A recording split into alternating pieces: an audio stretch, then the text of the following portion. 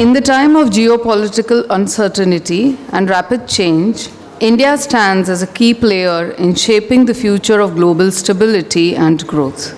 Today, we will explore how India's unique position, values, and the strategies contribute to its role as a leader in an increasing complex world.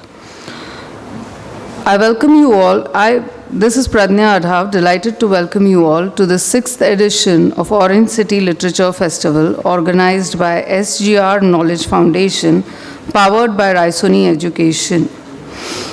Welcome to today's session on Navigating Global Turmoil, India's role as a beacon of stability and progress. Today, we have with us Ambassador Sujan R. Chinoy. He served as the Director General of Manohar Parrikar Institute of Defence Studies and Analyses since 2019, a career diplomat from 1981 and 2018. He held key positions including Ambassador of India to Japan and Mexico and Consul General in Shanghai and Sydney, specializing in China, East Asia, and security issues. He led India's negotiations on confidence-building measures with China and worked on external and internal security at National Security Council Secretariat. Ambassador Chinoy is a prolific writer, speaker, fluent in multiple languages, and the author of The World Upside Down and Global Turmoil, India as a Pole Star. The session will be moderated by Dr. Sanjiv Chugh, a pediatrician and nanotechnologist, comes from a family of West Punjab immigrants. His family, dedicated GP in Nagpur, inspired his commitment to medicine. After earning his MBBS, MD, and DCH from MGIMS Sevagram, he has practiced at Kids Care Clinic in Nagpur since 1984. As a Rotary Club president in 2004-2005, he founded the Rotary Nagpur Walkathon, which celebrates its 20th year in 2024. A passionate writer, he continues to share insights on politics, history, and society through his blog. We welcome you, sir. I hand over the mic to you. With a change in government, is able to express himself in a certain manner, despite a great deal of reliance on India as first provider for everything that happens there, from sourcing vegetables for their resorts, to sourcing cement for their luxury hotels, to getting water at times of shortage, or even preventing coups, as happened in 1988 during Operation Cactus, when the Indian military had to send paratroopers there to heed their call of the legitimately elected government. So this is just an example. You have tiny Nauru, for example, in the middle of the Pacific, clamoring for an early decision by the International Seabed Authority to grant prospecting, and mining rights to large companies for accessing seabed resources. Tiny Nauru doesn't have skin in the game. It's obviously still projecting the interests of certain powers, in this case China and Comra. So every country today, and above all a country like India, exercises a degree of strategic autonomy. Now, strategic autonomy today is very different. For me, non-alignment meant a certain amount of circumspection in the old days, where countries like India, beginning 1961, and a large cohort at that, did not want to take sides. But even that non-alignment was not a very passive concept, because within that non-alignment, there was even then issue-based alignment, interest-based alignment. And India in 1962, under Pandit Nehru, requested President Kennedy for help when the Chinese aggressed against India in 1962. Fast forward to 1971, when the Americans sent their task force into the Bay of Bengal, India once again signed a treaty of peace, friendship, and cooperation with the Soviet Union. Now that, to my mind, is non-alignment, which today is being more carefully packaged as strategic autonomy.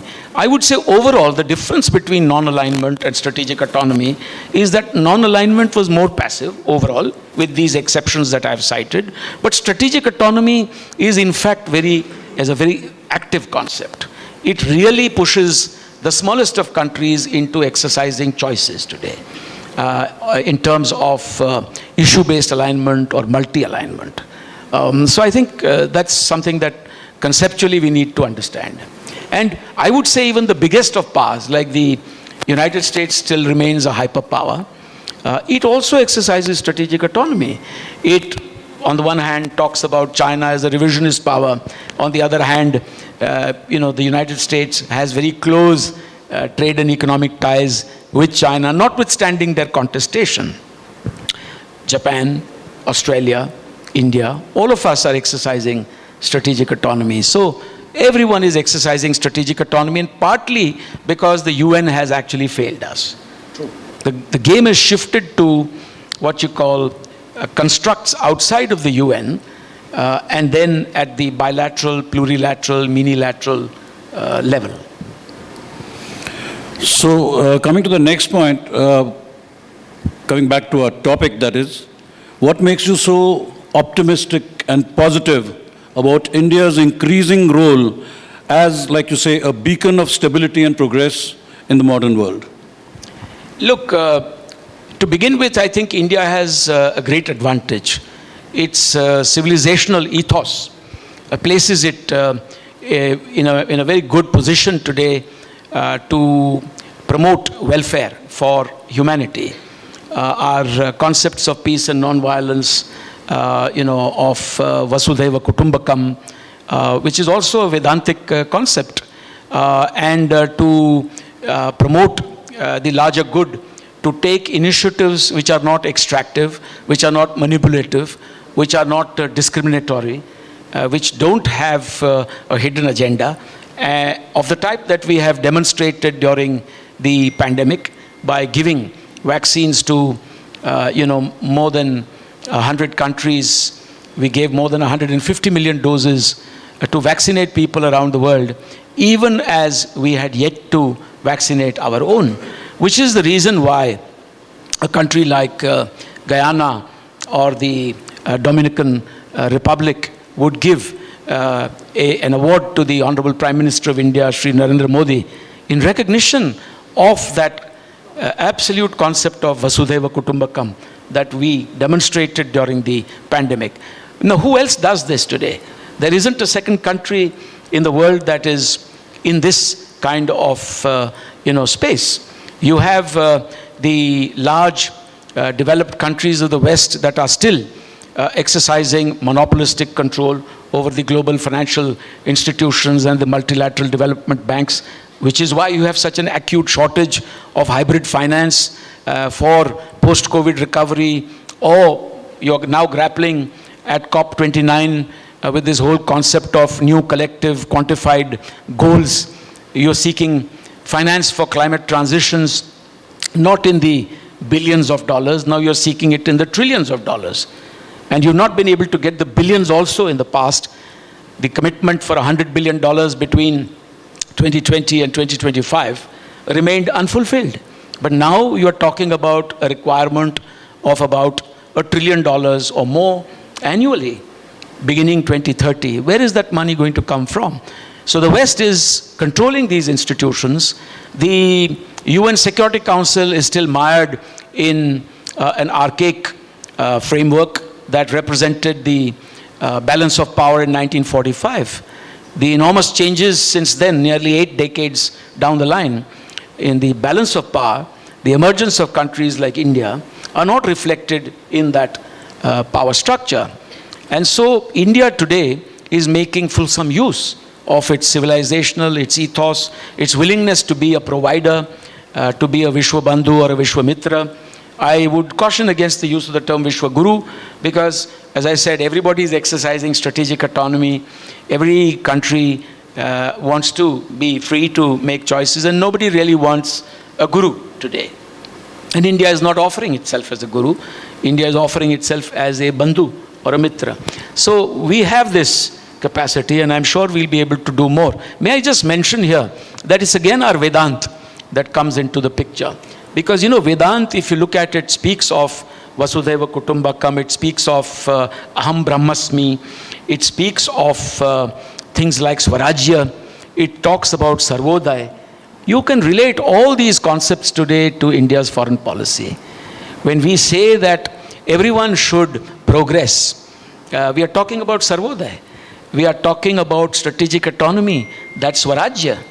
We are talking about the need for all countries to work together for the larger good. That is like relating the Atman, which is there in each person, to the Brahman, the ultimate fountainhead. Here, the ultimate fountainhead conceptually would mean the larger good of humanity. The main global structures, they are the Brahman. Each country is like the Atman. We are all exercising Swarajya, strategic autonomy, for Sarvodaya for all.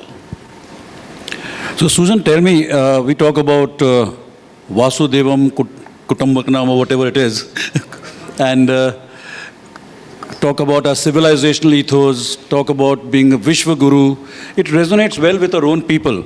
Does it really resonate with the rest of the world? When we use these terms, it makes us feel good, Vasudevam Kutumbakam and all that. And, okay, fine, giving vaccines free of cost to developing nations, that is another thing. That is soft diplomacy of one kind or whatever. But all these terms that we use, how much do they resonate with the rest of the world? Personally, I believe they resonate very deeply, because the entire world today is in search of a values-based future. They require something that is common, that can unite people. This is a fractious world. There is so much of an ideological divide out there. There are these factors that divide the world today, whether it is trade, technology, both of which are being weaponized. Territorial disputes inform the wars in Ukraine, Gaza. They define what is happening across the Himalayas between India and China. You look at the South China Sea, the East China Sea. Again, it's all about territory, if not about ideology and values. So this is a world in which people really need that kind of nudge to think beyond their immediate interests. These will continue, but there is a larger good out there waiting to be defined and tapped. And I would say very much India is in that space. If it weren't in that space, how is it that India has managed to make a mark with, for example, the International Day of Yoga, which is no longer seen as some kind of religious phenomenon. If it were, why is it being practiced in Pakistan and Saudi Arabia? I have served in Saudi Arabia. I mean, you can't think of, yoga in the old days being practiced in the heart of Riyadh. But today, it's accepted because we have been able to convince the rest of the world that these are for the larger good. There is no hidden agenda here. You look at the International Solar Alliance, which India and France have promoted. You look at, for example, the Coalition for Disaster Resilient Infrastructure, which is again for global good. There is the Green Grids initiative known as OSOWOG, One Sun, One World, One Grid. And there is the, the Infrastructure for Resilient Island States, IRIS, for the most vulnerable island states also, which was promoted by Prime Minister Modi at Glasgow. I think it was in 2021. Well, what does this mean? Is there any other country that has come up with so many of these, frameworks for global good, which have been increasingly accepted by others? If there are, please tell me, because the Chinese Belt and Road Initiative is now receiving very heavy pushback. There are headwinds there. When you look at the American and the European alternatives, they are not as meaningful because they're not able to compete with China in terms of the sheer quantum of finance. But India has positioned itself well. We are pointing to a values-based future. We are also coughing up the money. We are walking the talk. We are putting the money where our mouth is in terms of extended lines of credit in an extended neighborhood, all the way to Africa, to Latin America, the Pacific Island countries where I represented India from Tokyo in a remote place like the Republic of the Marshall Islands, for example. We have the Indian flag there as a pro bono partner in every part of the world. So let's move a little from global tumult to local tumult. We have this famous India's neighborhood first policy, and we want to be the voice of the global south. All these are very nice terms to be used. But where do we stand with so much local tumult going on here? We have a huge problem going on in Bangladesh. With China, we've had a problem going on for 4 years. With Pakistan, we have a perpetual problem. There are so many things happening in Burma now. Afghanistan has been a perpetual hotspot. So what is our local first policy doing actually? And how popular are we with our immediate neighbors? Sri Lanka had a huge problem with Chinese debt and all. So what has our local first policy achieved till now? Look, I think no country can claim to be running the policies of others, including in their immediate neighborhood. So what you see by way of government change, policy decisions, governmental changes, regimes coming and going, internal problems, these are not of our making. Every country has its own dynamics in terms of expressing their impulses, whether they are social, political, cultural, military, religious, ideological. So this is not a space or an experiment or a particle accelerator that we control. All right? So India's policies have to be crafted in a manner that you are able to better manage change that is inevitable and which will take place on your periphery. Now, one of the most important objectives for India is to grow rapidly, to develop its economy, make sure it's inclusive. For that, one of the key foundational requirements is also to try and maintain peace and stability, including on the periphery.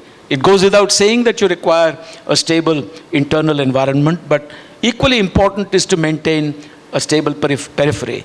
And therefore, when the inevitable change takes place in your neighborhood, it is important to try and manage that change to reduce or deflect the deleterious impact of such changes on your own interests. I think it goes without saying that every rising power also requires a certain degree of consensus on its rise.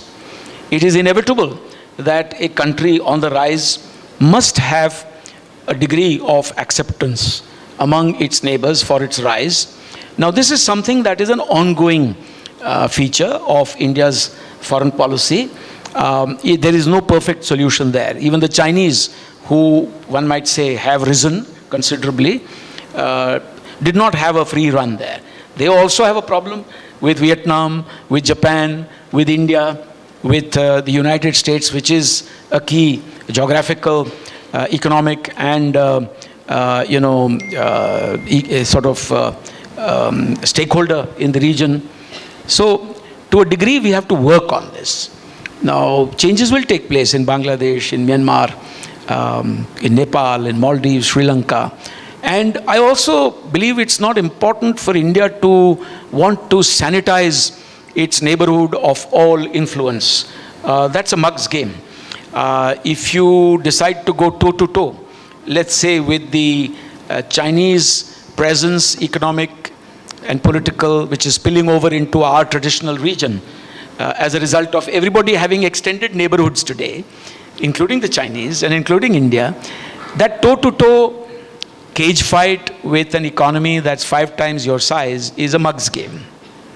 What you have to do is to carve out your niche areas according to your strengths and play to those strengths. One of that would be to ensure, a proper identification of infrastructure connectivity projects and other capacity building projects that are truly required by the host countries, working at their comfort level and making sure that deliveries are in time and in a coordinated manner. The more we do this, the better we will have a profile in our neighborhood.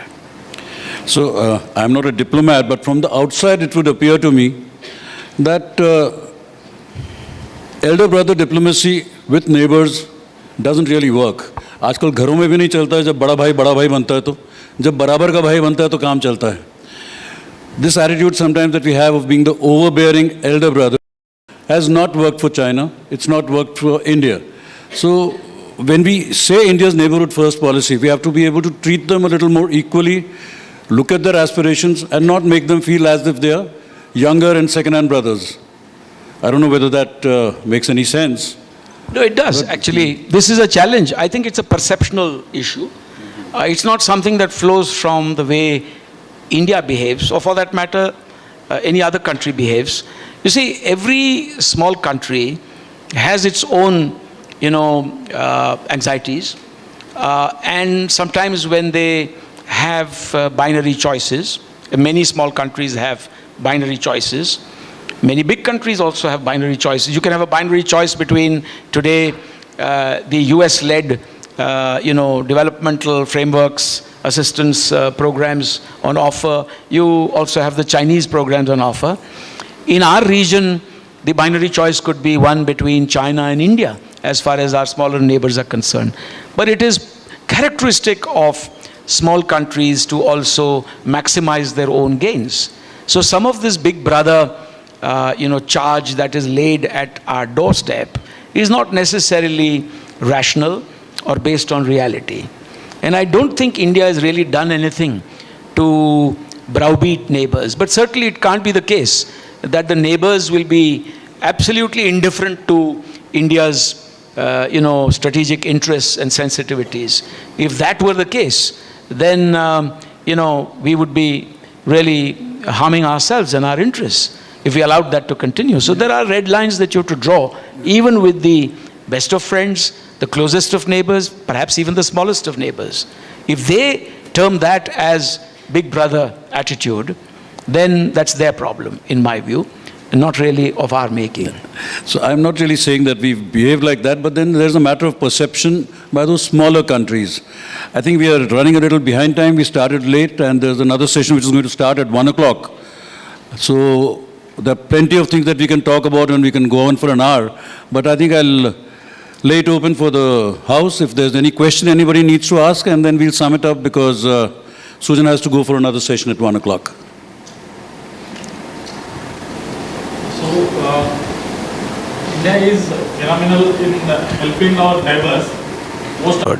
The United States of America, of course, Otto von Bismarck had once famously said, I think around 1870, he had said that the United States is very well placed to conduct its foreign policy because it has two friendly neighbors on either side. To the north, Canada; to the south, it's Mexico, and fish on the other two sides. There's no real challenge to the United States. Of course, every war that they've fought has been away from their own continental space.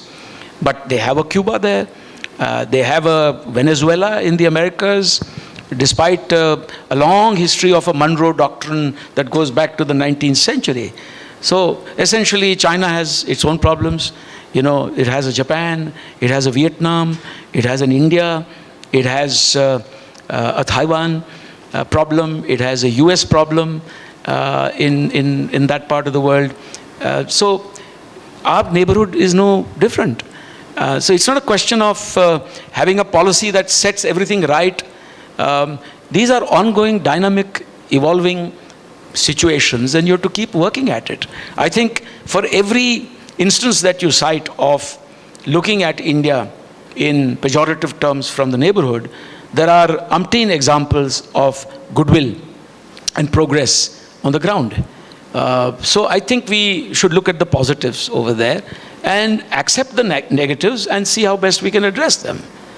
But there is, in this world in tumult, ample scope for interests that are inimical to India to also fish in muddled and murky waters. And the whole social media space, the narrative space, misinformation, disinformation lends itself immensely to that.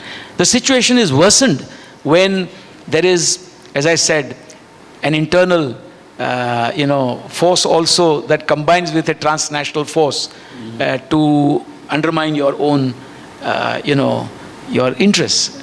So we have to tread these, waters very carefully.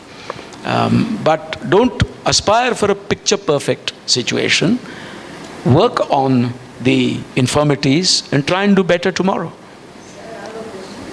So is our foreign policy very robust to take care of internal? There is a confluence between what happens in the country and impacts or informs our foreign policy and vice versa. I think the complicating factor is building consensus. And in, sometimes there is a degree of disjoint. I mean, simply put, we have seen that dissonance play out in the case of Sri Lanka with regard to, say, Tamil Nadu politics.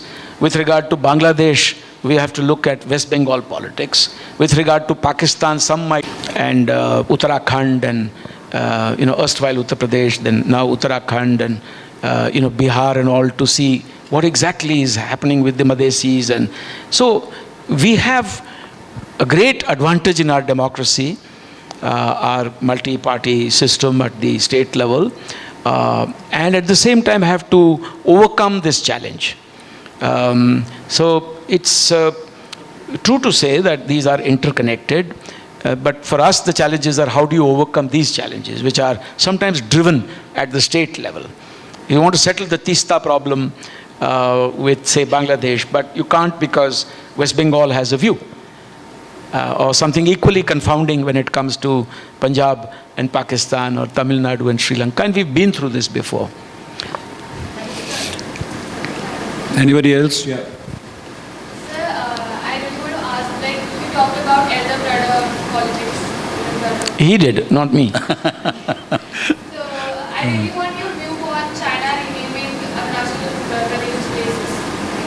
Like, what's your view? She means My that views- my China view- behaving like an elder brother with us.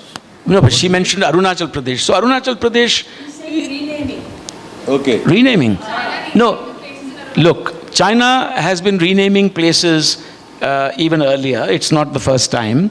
And that doesn't change the reality, the de facto and de jure facts of Arunachal Pradesh being an integral part of India, right? So, I mean, I could call Aksai Chin Akshaya Chinna, So does that change the reality that Akshaya Chinna, or the permanent, symbol? Aksai Chin, as you know, is in adverse possession.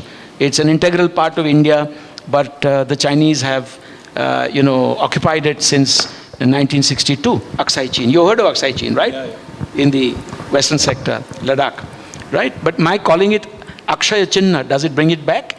So the Chinese have been doing strange things. They have been renaming some underwater features in the Indian Ocean after Chinese musical instruments. That doesn't change the tune or the fact that these are, in the Indian Ocean, and that, India is the primary maritime power in the Indian Ocean. So no amount of such subterfuge or skullduggery, is going to change the realities. Arunachal is very much a part of India, and it will remain forever a part of India. Let's hope so, because at one point of time, Aksai Chin also was very much a part of India. It no more is, no? These things can happen. India has dealt with such adverse possession not only in Aksai Chin. We are dealing with it with regard to China-occupied Kashmir, which is not only Aksai Chin, but also the Trans-Karakoram tract of the Shaksgam Valley. And we are also dealing with Pakistan-occupied Kashmir. Yeah, true. So these things do happen, and we have to therefore make sure that we have a robust foreign policy and an equally robust military policy to guard our frontiers. You asked one question regarding whatever the infrastructure projects like Asia-Africa growth corridor was there. In India, with this Thailand trilateral highway, how far is that progress is happening around here? So there are currently some difficulties with regard to the trilateral highway, and my colleagues in the next session might also be able to speak I think we're getting a little more late. to that topic, because there are events that have taken place, first in Myanmar, now in Bangladesh, and these will impact on any such multimodal transport corridors and projects that we are trying to build. That doesn't mean that we give up on them. I mean, there are stretches in the Rakhine state, for example, in Myanmar, that remain constructed because of the situation with regard to the Kaladan project. That doesn't mean we give up. Then we have to keep at it. And a lot has been done. If you look at the connectivity today between India and Nepal, including on the energy links and the pipelines that have been created, or the energy grids that have been created between Nepal, India, Bangladesh, Bhutan, between us and Bhutan, between us and Bangladesh, between us and Nepal. These are outstanding features. Today, I think the only projects in the Maldives that are currently being progressed are Indian projects. They're not BRI projects. And so the situation is, in my view, ameliorating. We have to keep up the efforts. Right? It's not a pass or a fail situation like that. We can't pass judgment like that saying, have you built the multimodal corridor or the trilateral highway? If not, then it's a failure. No, these are situations where you have to keep up your efforts and look at the glass as half full, not as half empty. And one last point. Does India also... If he permits. Yes. Half a minute. But I would rather give it to the gentleman. Yeah, I think he's been waiting for a while, and so please mind the time. Yeah, sure. Brief question. We have to just finish in 1 minute. What is your take on Israeli war, Ukraine war? My take, that would take another session, So I think let's but my stick take to is the one that India professes, which is that this is not an era of war. The earlier the war comes to an end, whether Ukraine or Gaza, the better it is. But generally speaking, India stands for a viable two-state solution, which would, see a state of Palestine and the state of Israel, which already exists, Two-state living peacefully side by side. So friends, I think we need to round up now, and they have to go for a session at 1 o'clock. Sujan, it's been a pleasure talking to you. Thank you. Thank you, Dr. Chugh. And we've covered some ground, but there's a lot more to be covered. Sujan's book shows a sailing ship in rough, stormy waters, which is what international relations is all about. And since we have diplomats like Sujan and Ajay here sailing these ships for us, I'm sure we'll make safe landings anytime, anywhere. Thank you.